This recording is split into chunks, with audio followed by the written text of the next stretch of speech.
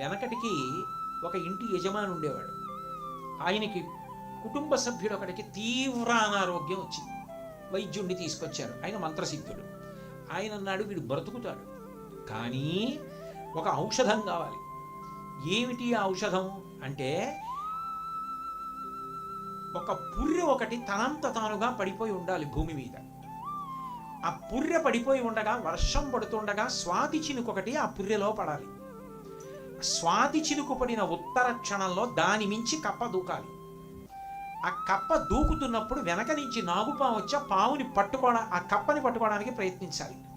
కప్ప దొరకకుండా దూకేయడంలో, కప్పని పట్టుకుంటున్నానని కాటు వేసే ప్రయత్నంలో విషపు చుక్క పుర్రెలో పడాలి.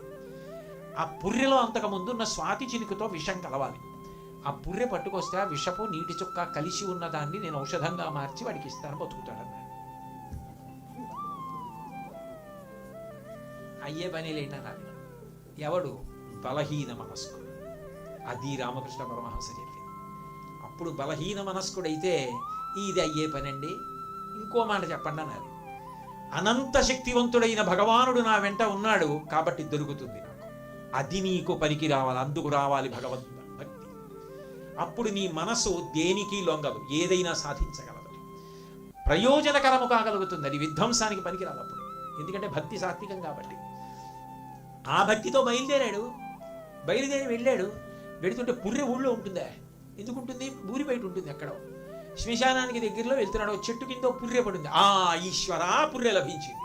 ఇప్పుడు స్వాతి చినుకు పడాలన్నాడు. అకస్మాత్తుగా నల్లటి మబ్బొచ్చో చినుకు పడింది. చూశాడు స్వాతి చినుకని. ఆహా, ఈశ్వరా, స్వాతి చినుకు కూడా పడింది, ఒక కప్ప రావాలి స్వామి అన్నాడు. కప్ప వచ్చింది. అంటే ఉన్నాడన్న నమ్మకం. ఆ నమ్మకం తన మనసుని జరిగి తీరుతుందన్న విశ్వాసం దగ్గర నిలబెట్టింది. ఓ కప్ప వచ్చింది. స్వామి, కప్ప కూడా వచ్చింది, ఓ నాగుపాము రావాలన్నాడు. ఓ నాగుపాము వచ్చింది. స్వామి, కప్ప నాగుపాముకి దొరకకూడదు, పుర్రె మించి దూకాలి, పాము కప్పని పట్టుకునే ప్రయత్నం చేయడంలో విషపు చుక్క అందులో పడాలన్నాడు.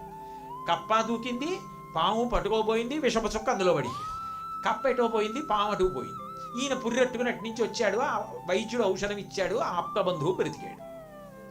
దీనివల్ల అంటే అది అయ్యే పనా అని అనకపోవడం వల్ల. అలా ఎందుకు అనలేదంటే మనసుకి బలం ఉంది. మనసుకి బలం ఎందుకు వచ్చిందంటే భక్తి వల్ల వచ్చింది.